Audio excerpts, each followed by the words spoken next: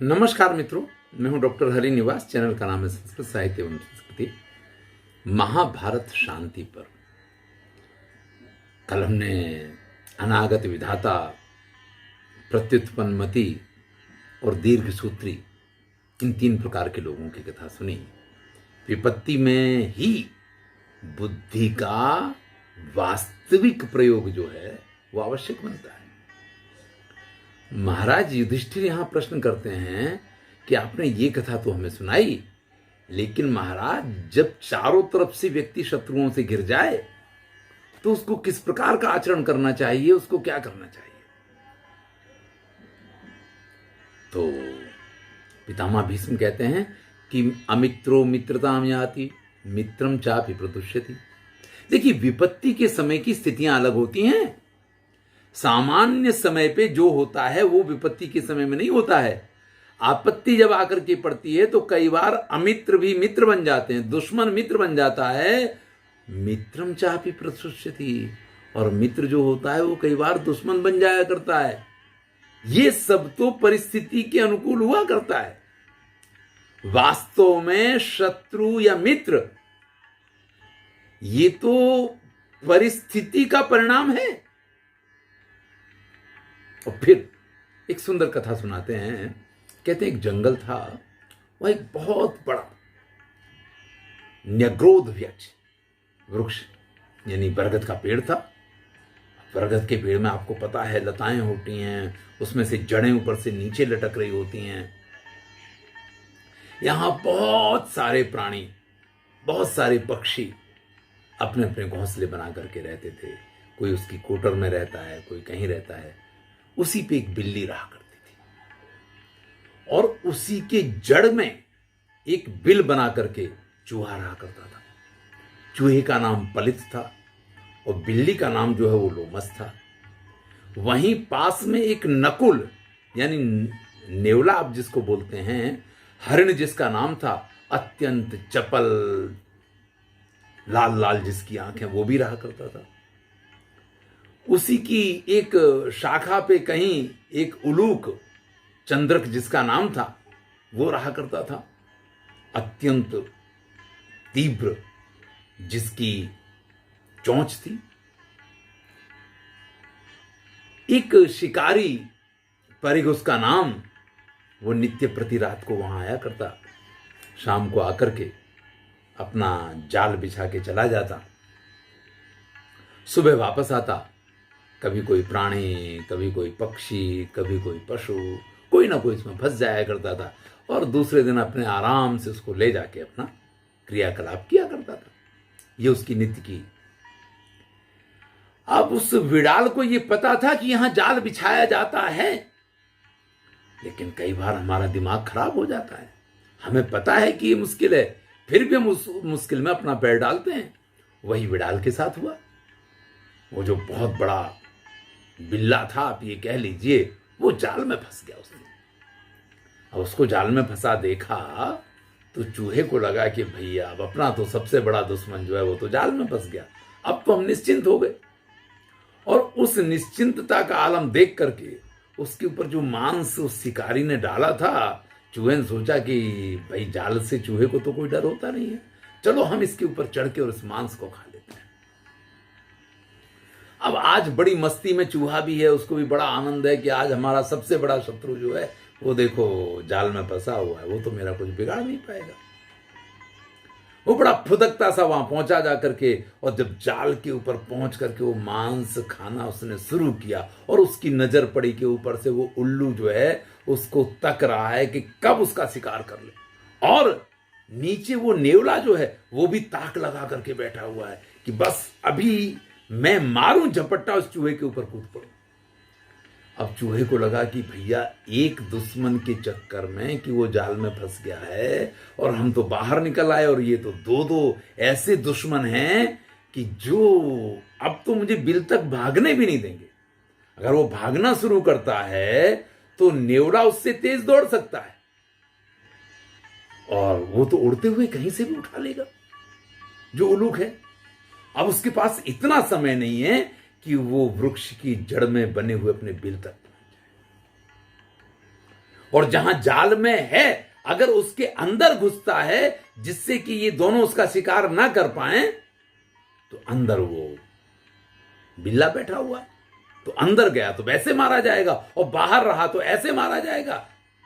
ऐसी स्थिति में वो विचार करता है कि मुझे क्या करना चाहिए। और फिर अमित्रो वही मित्रताम याति, अमित्र भी मित्र बन जाया करता है।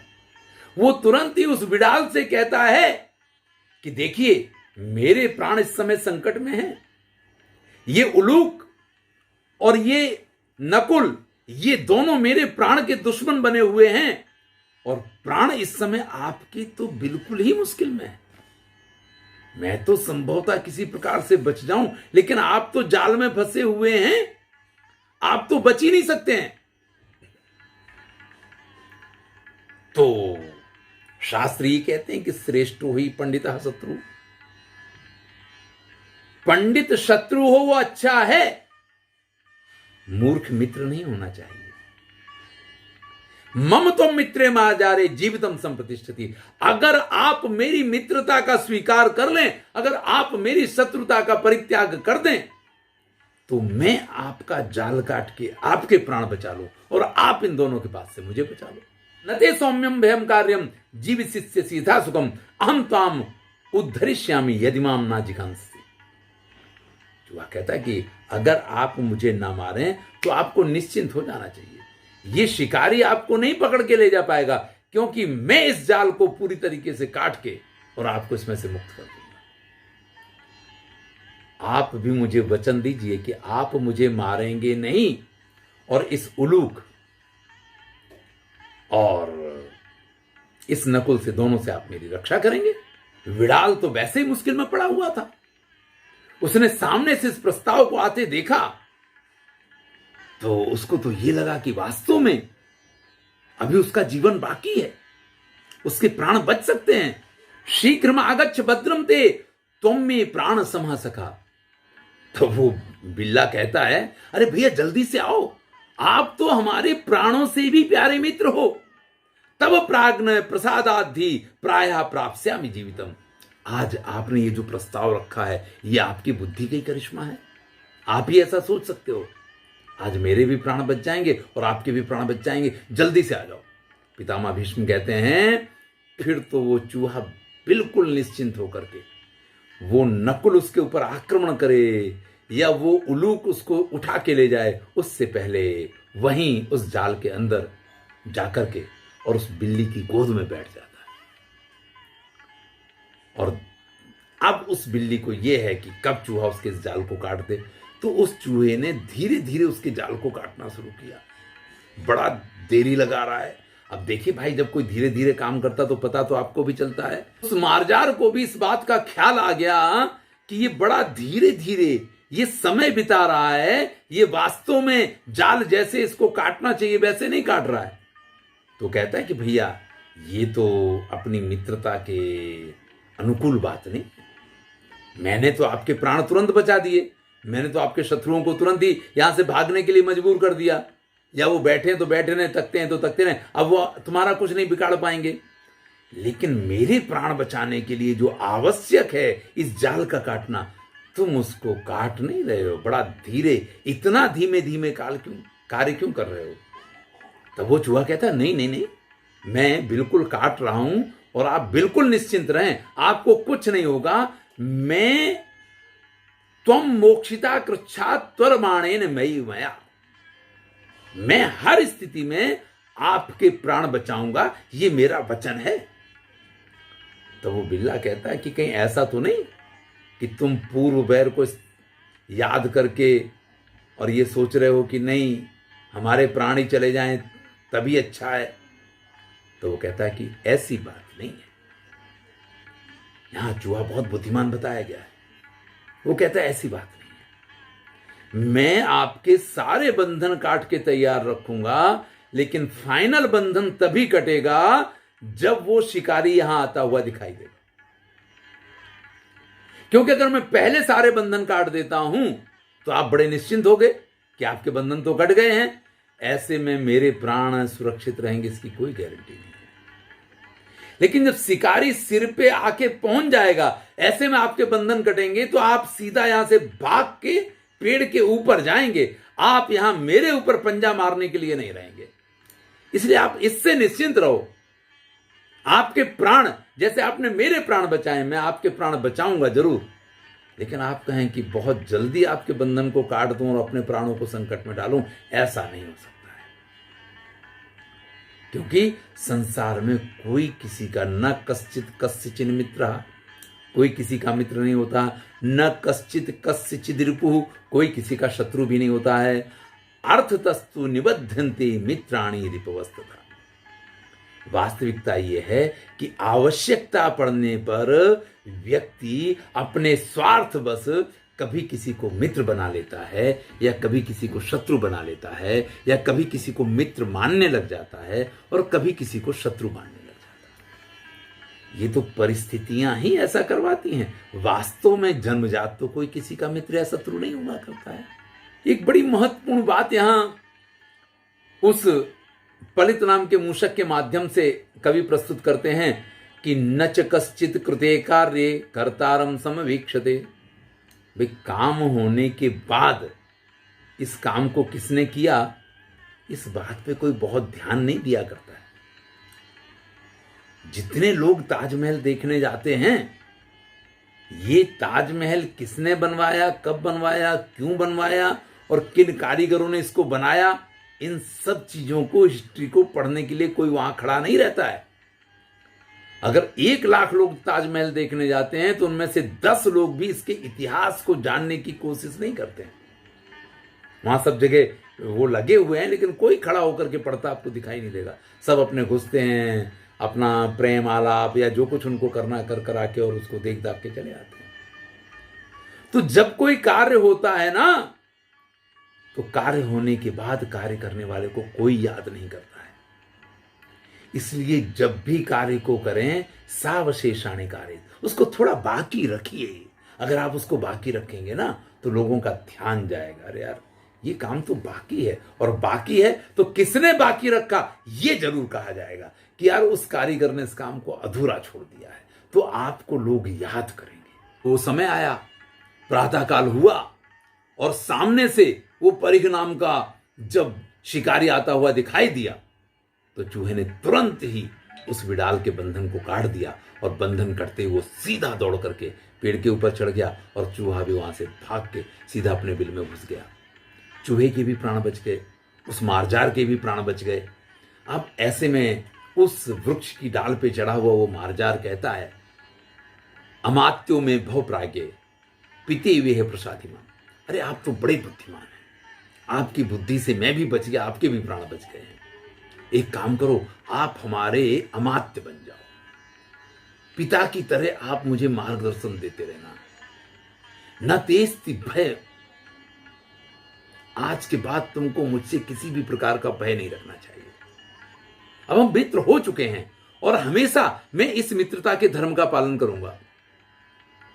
तो वो चूहा कहता है कि भैया, शत्रु रूपा ही सुहृदो मित्र रूपाश्च शत्रुवा। शत्रु के रूप में मित्र और मित्र के रूप में शत्रु। संदिस्तास्ते न बुध्यन्ते काम क्रोध वशंगता। जब व्यक्ति काम क्रोध के बस में होता है ना, तब वो इस चीज को भूल जाता है कि उनके बीच में क्या संधि हुई है। यानी अगर आपने मित्रता अपने किसी शत्रु से की है, तो आप उसका विश्वास नहीं कर सकते।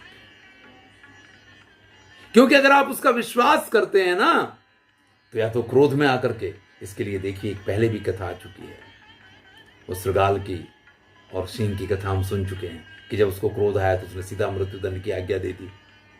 तो यहां चूहा कहता है कि यह संभव नहीं है।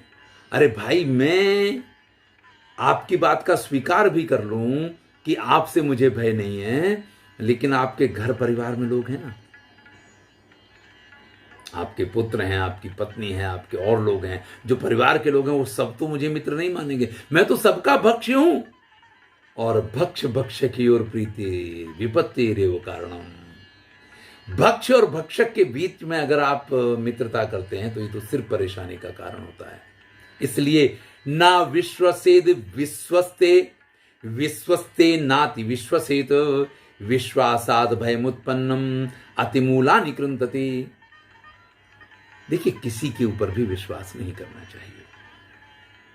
जो विश्वास पात्र हैं, संपूर्ण विश्वास उनके ऊपर भी नहीं करना चाहिए।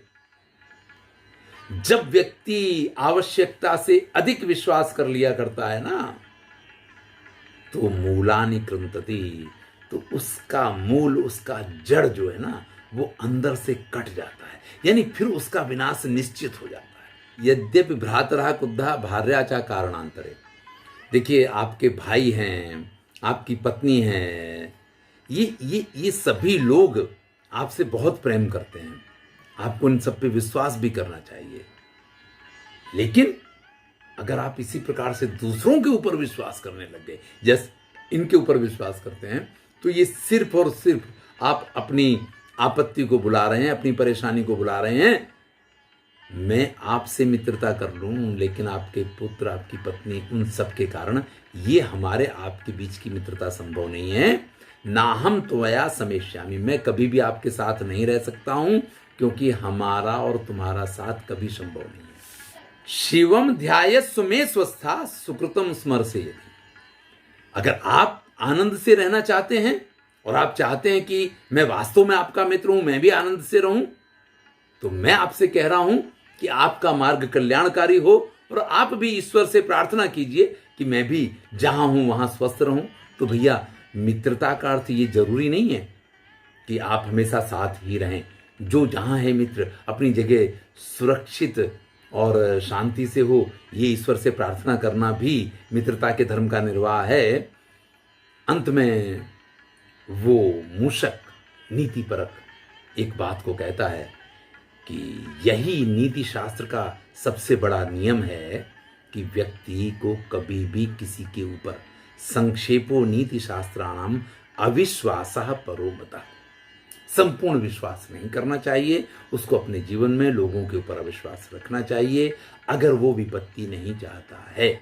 और जो व्यक्ति इस प्रकार का व्यवहार करता है, आपदो नोपपद्यन्ते पुरुषाणाम स्वदोषजा, वो अपने ही कारण अपने ऊपर आपत्ति लेकर के नहीं आता है। लेकिन जो व्यक्ति दूसरों पे जरूरत से अधिक विश्वास करते हैं, अवश्य ही वो परेशानियों में पड़ते हैं।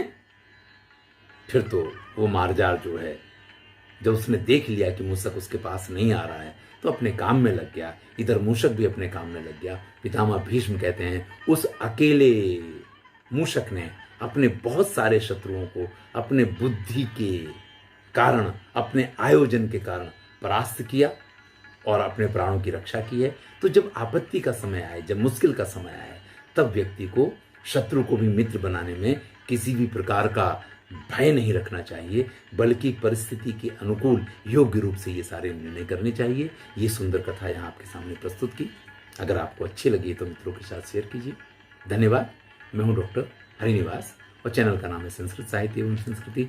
यहाँ से जो ज्ञान मिल रहा है ना, वो बड़ा महत्वपूर्ण है। शांति पर्व को प्रस्तुत करने का और कोई कारण नहीं था, सिर्फ ये ज्ञान का भंडार है और ये ज्ञान की धारा अविरत प्रवाहित होती रहे, इसका ये प्रयत्न है।